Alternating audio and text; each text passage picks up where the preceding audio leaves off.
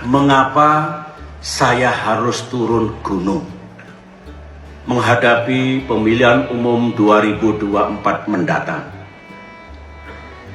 Saya mendengar, mengetahui bahwa ada tanda-tanda pemilu 2024 bisa tidak jujur dan tidak adil.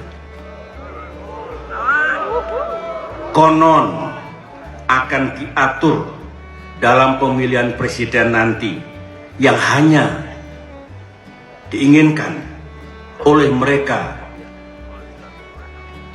dua pasangan capres dan cawapres saja yang dikehendaki oleh mereka. Siapa sebenarnya yang dituduh curang? Siapa yang dituduh tidak adil? Dia bisa katakan tidak ada kata curang. Ya tidak jujur itu curang. Apa kita mau buka kamus bahasa Indonesia? Arti curang itu apa? Ya tidak jujur itu bagian dari kecurangan. Tidak adil itu juga curang. Jadi jangan kemudian kita letterlock harus ada kata curangnya. Tapi itu tuduhan serius. Kenapa? Mengetahui, mendengar, ada tanda-tanda. Jadi itu bukan dugaan. Ada informasi yang masuk pada dia dan dia sampaikan. Apa maksudnya? Ini untuk memperjuangkan siapa? Untuk memperjuangkan anaknya.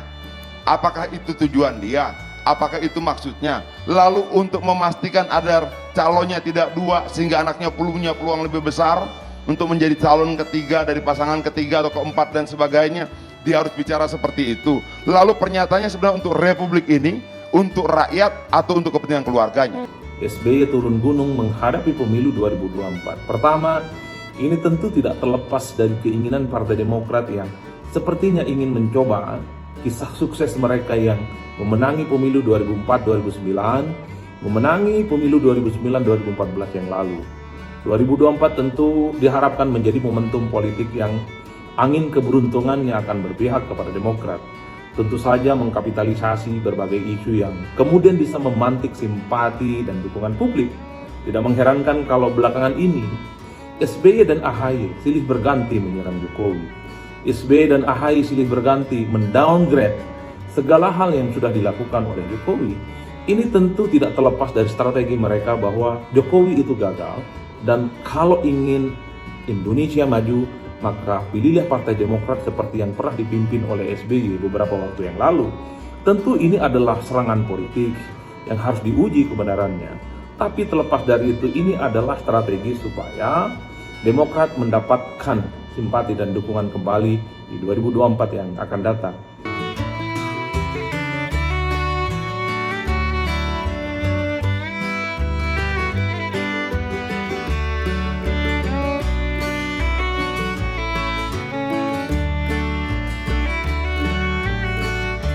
Mengapa saya harus turun gunung menghadapi pemilihan umum 2024 mendatang?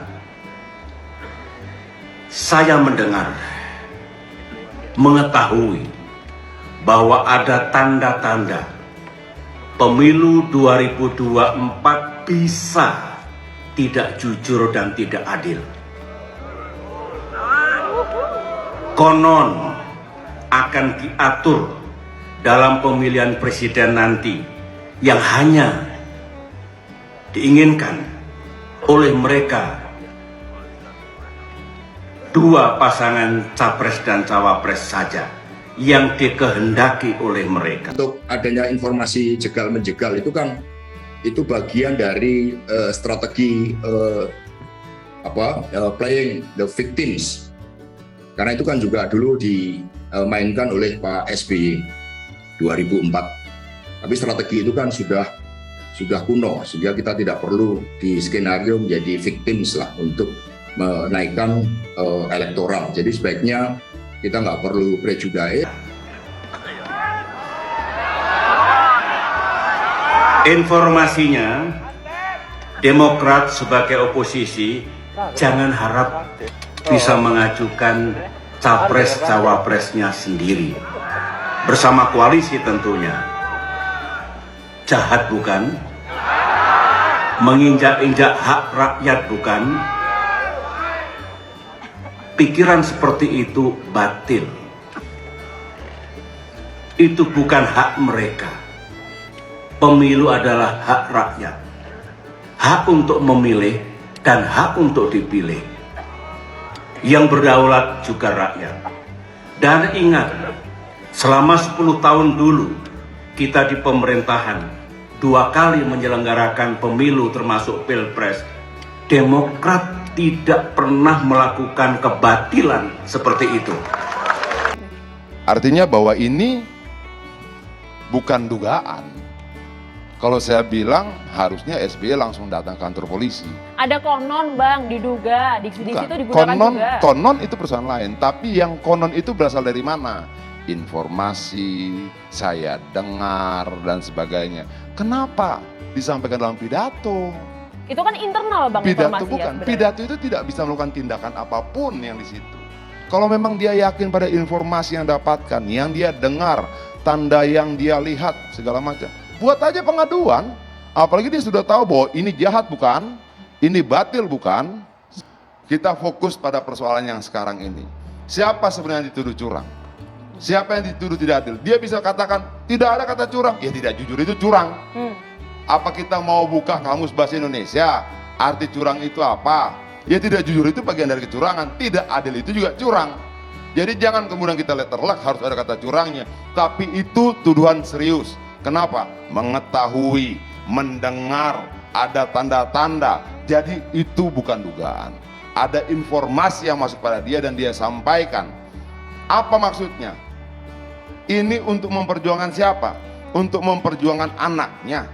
Apakah itu tujuan dia? Apakah itu maksudnya? Lalu untuk memastikan agar calonnya tidak 2 sehingga anaknya punya peluang lebih besar untuk menjadi calon ketiga dari pasangan ketiga atau keempat dan sebagainya.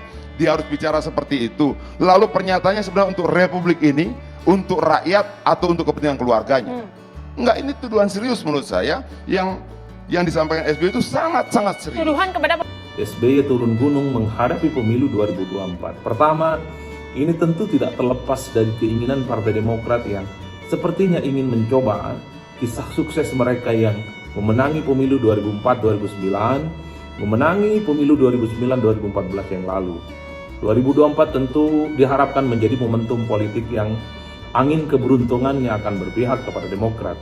Tentu saja mengkapitalisasi berbagai isu yang kemudian bisa memantik simpati dan dukungan publik. Tidak mengherankan kalau belakangan ini SBY dan AHY silih berganti menyerang Jokowi. SBY dan AHY silih berganti mendowngrade segala hal yang sudah dilakukan oleh Jokowi. Ini tentu tidak terlepas dari strategi mereka bahwa Jokowi itu gagal, dan kalau ingin Indonesia maju, maka pilihlah Partai Demokrat seperti yang pernah dipimpin oleh SBY beberapa waktu yang lalu. Tentu ini adalah serangan politik yang harus diuji kebenarannya. Tapi terlepas dari itu, ini adalah strategi supaya Demokrat mendapatkan simpati dan dukungan kembali di 2024 yang akan datang. Apalagi pada saat yang bersamaan publik juga tahu bahwa salah satu magnet terbesar Partai Demokrat itu adalah Susilo Bambang Yudhoyono. Yang kedua, tentu ini tidak terlepas dari keinginan SBY yang mencoba untuk mencarikan kendaraan politik bagi AHY untuk ikut bertanding di Pilpres.